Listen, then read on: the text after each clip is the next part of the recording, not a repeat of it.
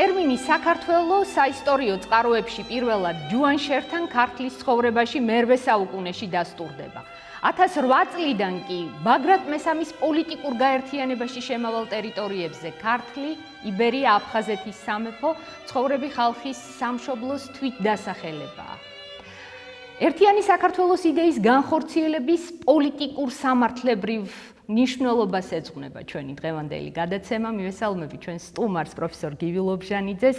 მადლობა ბატონო გივი გადაცემაში მონაწილეობისთვის. მადლობა თქვენ მოწვევისათვის. მოდით საქართველოს გაერთიანების იდეის ისტორიული ფესვებით დავიწყოთ. ძველი წელთაღრიცხვის მესამე საუკუნით, როცა მეფე ფარნავაზის მეთაურობით მოხდა მაშინდელი საქართველოს გაერთიანება. უпростоრად გამაერთიანებელი მოძრაობის დაწყება. ჩვენი საუბრის თემა იქნება საქართველოს გაერთიანების იდეის სიცოცხლე. მე ამას ვადარებ უჩინარ ხერხემალს ჩვენი ერის რეალობაში და ერის გამთლიანების თემა სწორედ მაშინ გაცოცხლდებოდა, როცა ამის რეალური საფუძვლები იქმნებოდა. საქართველო, ერთიანი საქართველო მე-10 საუკუნიდან კი არ გვეწყება და მე-10 საუკუნიდან კი არ იწყება ერთიანი საქართველოს ისტორია. არამედ ჩვენს წელთაღრიცხვამდე ჯერ კიდევ მესამე-მეოთხე საუკუნეებიდან ჩაეყარა საფუძველი და ეს დაკავშირებულია ალექსანდრე მაკედონელის ლაშქრობებთან და მათ შორის საქართველოს დალაშქვრასთანაც. და ასე რომ პირველი ფაქტობრივი თუ შევხედავთ საქართველოს მეფე, ანუ მაშინ მეფეთარი წოდება და ამაზე შეიძლება ცოტა მოგვიანებითაც ვისაუბროთ, იყო აზონი. ფარნავაზამდე. ასე რომ საქართველოს პირველ მმართველად, რაც დავარქმევთ მნიშვნელობა არ აქვს, გვევლინება ალექსანდრე მაკედონელის მიერ დანიშნული აზონი. დიახ.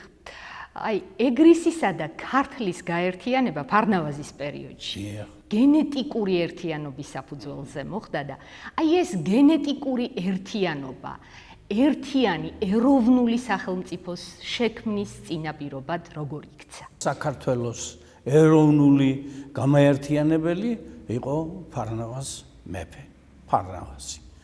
ბუნებრივია აზონისა და მის მიერ გატარებული პოლიტიკის დამსახურებაა ფარნავაზის იდეის განხორციელება საქართველოს გაერთიანებაში. ახლა დგას საკითხი, ვინ იყო აზონი? წყაროებში ბუნებრივია მითითებულია ქართლის ცხოვრებაც, ლეონტი მროველიც მას ქართულ წარმოშობას მიაკუთვნებს და სხვათა შორის მამამისი კლარჯეთის მმართველი გახდათ და აიქედან მოდის მისი გამოჩენა. მაგრამ რატომ აირჩია ალექსანდრე მაკედონელმა აზონი ამ შემთხვევაში საქართველოს მმართველად? ამაზე მსჯელობა შეიძლება. იმიტომ რომ ეტყობა მას კარგად იცნობდა და ენდობოდა ეს ერთი და მეორე ალექსანდრესაც აწყობდა რომ საქართველოსთან რაღაც კავშირი ქონოდა ადამიანს, რომ უფრო პრობლემული არ გამხდარიყო ეს ქვეყანა მისთვის. და რაც შეეხება აზონის მმართველობას, ბუნებრივია ის ცნობილია როგორც მძიმე და მესისხლე პიროვნება. ძალიან სიმკაცრეს იჩენდა და ასეთი განკარგულებაც კი ჰქონდა გაცემული. მოკალით ყველა ქართველი, რომელსაც შეუძლია იარაღის ტარება, ანუ ხმლის ხელში აღებაო. აი აქ დგება საკითხი, ახლა რამდენად იყო ის სისხლით და წარმომავლობით ქართველი. ეს კიდევ სხვა თემაა და შეიძლება ეს იკულიოს ადამიანებმა, თუმცა ძალიან მწირია მასალები და ქართლის ცხოვრების და ლეონტი მროველის გარდა იშვიათად თუ სადმე წავაწყდებით რაღაც წყაროებს. ასე თუ ისე საფუძველთა საფუძველი იყო აზონი, რომელმაც თავისი სიმკაცრით დააპირისპირა მოსახლეობა და სწორედ ფარნავაზი გახდა ინიციატორი იმისა, რომ საქართველო ქართველ გენს უნდა ემართა და საქართველო უნდა გაერთიანებულიყო და სწორედ ამანუ ბიძგა მას. თანაც ეკუთვნოდა მას, რა თქმა უნდა, საქართველოს მმართველობა, მაგრამ ნუ დაგვავიწყდება და ჩემი მიზანიც ეს არის, რომ წარმოვაჩინოთ ამ იდეის ავტორები, ის ხალხი, რომელიც შედარებით ნაკლებად არის ცნობილი და ბუნებრივია ეს იყო ქუჯი ეგრისელი. ქუჯი ეგრისელი. რომ არა ის შესაძლებელია თავის იდეას ფარნავაზი მარტო ვერ განახორციელებდა. ახლა იქ დაკავშირებულია ლეგენდასთან, რომ სიზმარი ნახა, სანადიროდ წავიდა, შემდეგ დაჭირილაირებმა გამოქვაბულთან მიიყვანა და განძი იპოვა. გასაკვირი არ არის, რომ უბრალოდ მართლაც მიაგნო განძს და მან მისცა სტიმული მას, რა თქმა უნდა, საჭირო იყო ფინანსური უზრუნველყოფაც. მაგრამ აქ საკითხი დგას არა ამ ლეგენდების რეალობასა და არარეალობაზე, არამედ ამ იდეის განხორციელების სულის ჩამდგმელებზე და ეს ორი ადამიანი, ფარნავაზი და ქუჯი, გახდნენ სწორედ საქართველოს გამაერთიანებელი იდეის შემსხმელი და ბუნებრივია ფარნავაზიც ამიტომ გახდა პირველი მეფედ წოდებული. თუმცა, როგორც წეგან თქვი, მაინც და მაინც ახლა სრულფასოვნად ტერმინი მეფობა მაშინ არ იხმარებოდა ეს ტერმინი, მაგრამ რა მნიშვნელობა აქვს სახელი რა დაერქმეოდა, ჩვენ მას პირველ მეფედ ვაღიარებთ. ქუჯი ეგრისელის დამსახურება ამ იდეის განხორციელებაში, აი ნახეთ, ქუჯი ეგრისელი მმართველია, არც თუ ისე პატარა კუთხის და დიდი ავტორიტეტითაც სარგებლობს.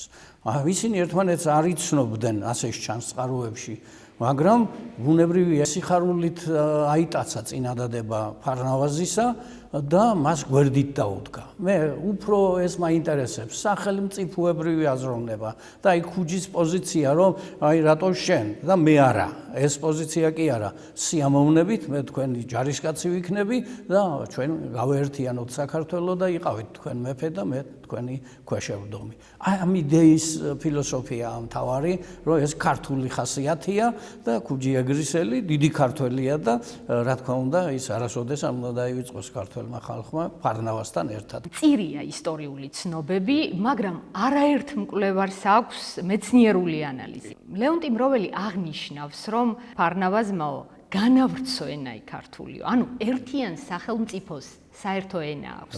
აღარ აიზრახებოდა სხვა ენა ქართულსაშინად ვინიერ ქართულისაო. შემდგომ პერიოდს რომ გადავავლოთ თვალი, ქართული სახელმწიფოებრიობის ისტორიის ხანგრძლივ პერიოდს, ძალიან ხშირად ჩნდებოდა ხელსაყრელი პირობები დანაწევრებული ქვეყნის გამთლიანებისა. აი ასეთი ხელსაყრელი პირობები მე-10 საუკუნეში როგორ გაჩნდა და ერთიანი ფეოდალური ქართული სახელმწიფოს ჩამოყალიბებას როგორ ჩაეყარა საფუძველი? საქართველოს მარტო კი არ ახასიათებდა დაქუცმაცებულობის მიდრეკილება, არამედ ბევრ ქვეყანას, მათ შორის ძალიან წარმატებულ სახელმწიფოებსაც კი. მაგრამ შეიძლება ჩვენ ცოტა მაქსიმალისტები ვიყოთ ბევრ რამეში ქართველები. ორი მტერი ყავდა ერთიანობას. ეს იყო შიგაძალები და გარეძალები. ადმინისტრაციულ პოლიტიკურ ერთეულებს ისტორიულად დამოუკიდებელი მართვის ბერკეტები ჰქონდათ და ვერ ეგუებოდნენ უფლებამოსილებების შევიწროებას, შემცირებას და ამიტომაც მაინც და მაინც არ იყვნენ დიდად მოსურნე ცენტრალური ხელისუფლების გაძლიერების და ერთიანობის. და აი ეს ხელისშემშლელი პირობები იყო. და როცა ძლიერი იყო ეს პირობები, საქართველოს დაშლილი და დაქუცმაცებული იყო, მაგრამ პერიოდულად ჩვენ დასაბედნიეროდ ჩნდებოდნენ ადამიანები, ჩნდებოდა პირობები გამთლიანებისა და სწორედ მე-10 საუკუნეც ამას მიეკუთვნება, როცა გაჩნდა კვლავ იდეა საქართველოს გაერთიანების. და ამის მოთავეც აი გაჩნდა ვინ? იონე მარუშისძე. ტაუელი დიდგვაროვანი პოლიტიკოსი, მოაზროვნე, რომელიც სამართლიანად ითვლება საქართველოს გაერთიანების იდეის პირველ თეორეტიკოს. მე პარალელს ვაუვლებ ქუჯი ეგრისელთანაც და რა თქმა უნდა, ამათზე იმიტომაც ვამახვილებ განსაკუთრებულ ყურადღებას, რომ ამ იდეის ავტორები არიან. ის თავაზობს დავით კურაპალატს, რომ მანიკისროს საქართველოს გაერთიანება, ეს იდეა მარუშიძისგან მოდის. და როცა დაფიქრდა, ეს იდეა მოეწონა, მაგრამ ის ძალიან დიდი პიროვნება იყო და მე არ ვიცი ახლა რატომ თქვა უარი და აქცენტი პატარა ბაგრატზე გააკეთა, ამაზე შეიძლება თალკემსჯელობა და ასე შემდეგ არგუმენტები არსებობს, კვლევრებს აქვთ ამაზე თავისი სწორი აზრი გამოთქმული. შემდეგ აქცენტი გააკეთეს პატარა ბაგრატზე. ახლა როცა პატარა ბავშვზე, არასრულწლოვანზე აკეთებ აქცენტს, არის ის დიდი გარანტია, რომ ის სწორედ იმ მისიის შემსრულებელია, რომელიც ამ დიდ იდეას სჭირდება.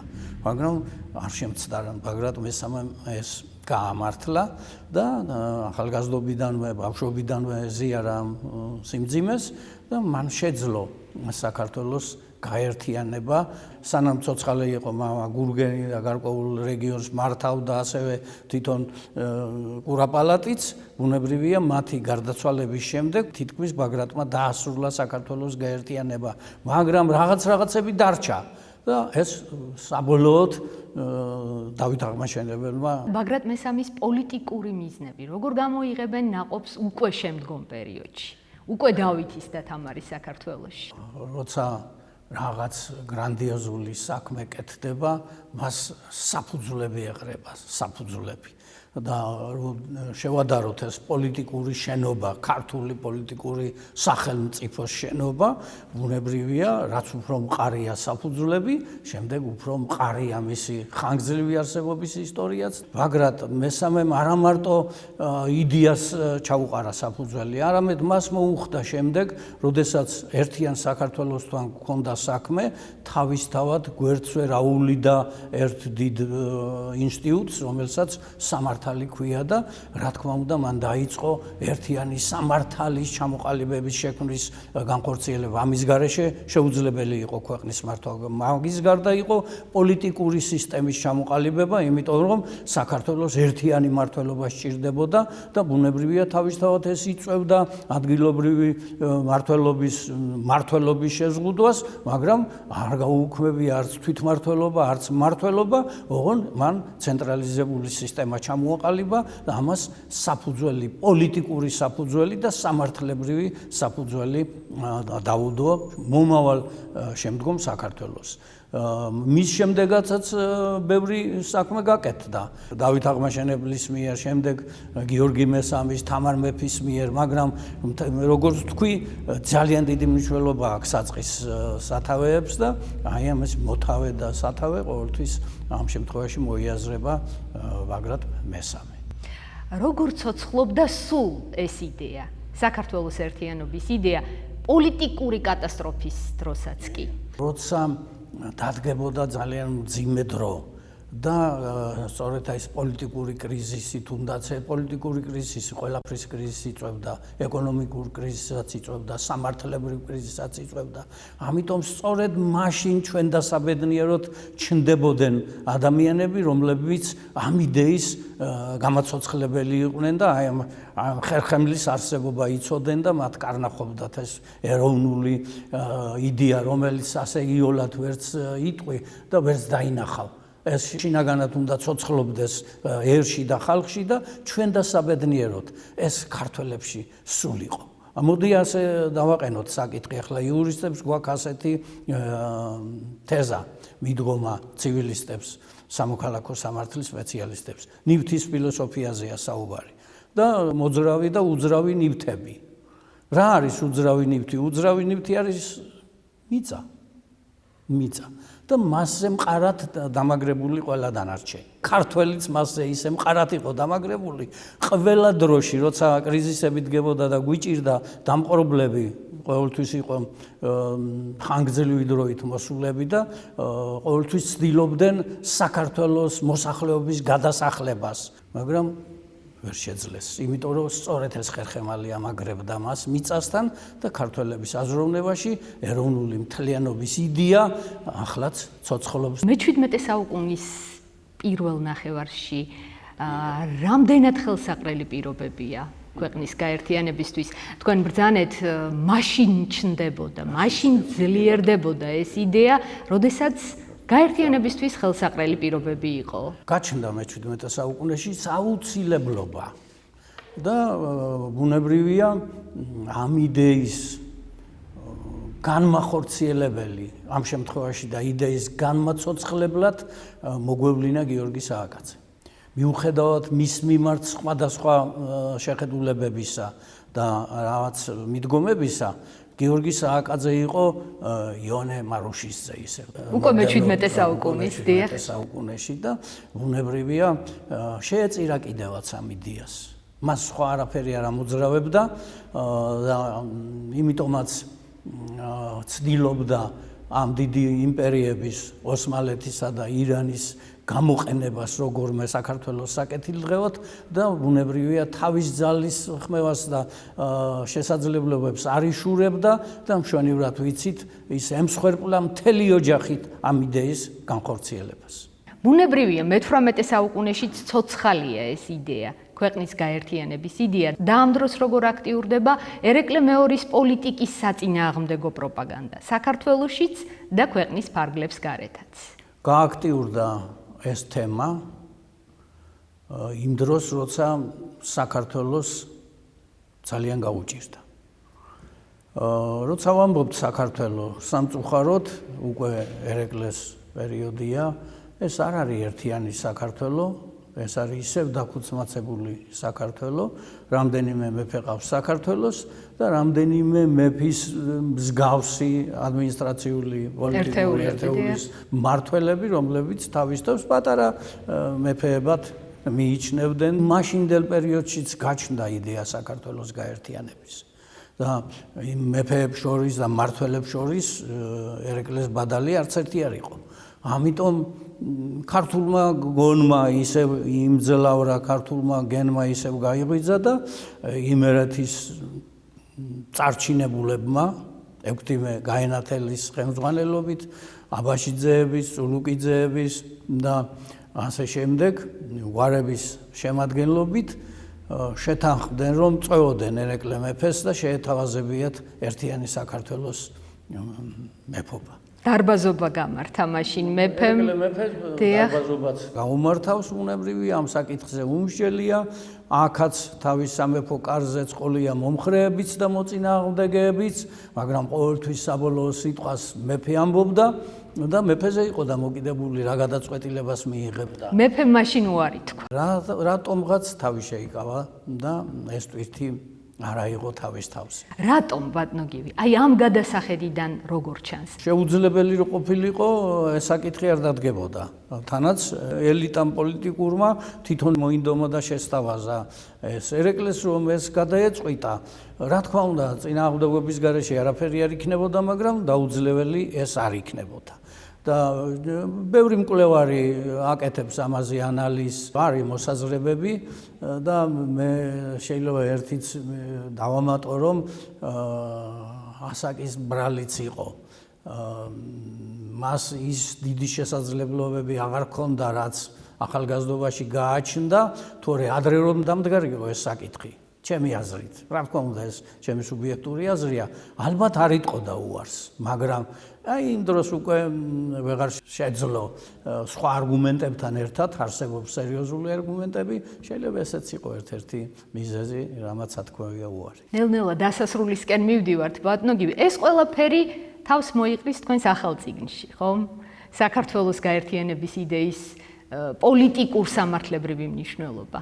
ეს იდეა ჩემში კონფერენციამ გააცოცხლა, რომელიც ცოტა ხნის წინ მიუძღვენით გიორგი სააკაძისა და პაატა სააკაძის მსხვერპლად შეწირვის ისტორიას თავისი ქვეყნისათვის და მაშინ მომხსენებელი ვიყავი ამ თემის და მაშინ გამიჩნდა ეს გავყოლოდი ამ იდეას, გაერთიანების იდეას, მაგრამ იმდენად საინტერესო გამოდგა, რომ ბუნებრივია ამაზე შეიძლება ცალკე ნაშრომის დაწერა, თუმცა არ ვფიქრობ, რომ არ არსებობს კვლევები, უბრალოდ აქ სისტემატიზაციაზე საუბარი და არა ახალ აღმოჩენებზე, პირადი მოსაზრებები, რა თქმა უნდა, კვლევარს ყოველთვის უჩნდება. ბუნებრივია ვფიქრობ, რომ ცალკე დაიწეროს და გამოქვეყნდეს ეს. ჩვენ სიამოვნებით დაველოდებით თქვენს ახალ სახელმძღვანელოს, დღეს კი ამით დავემშვიდობოთ ჩვენს მაყურებელს მომავალ შეხვედრამდე.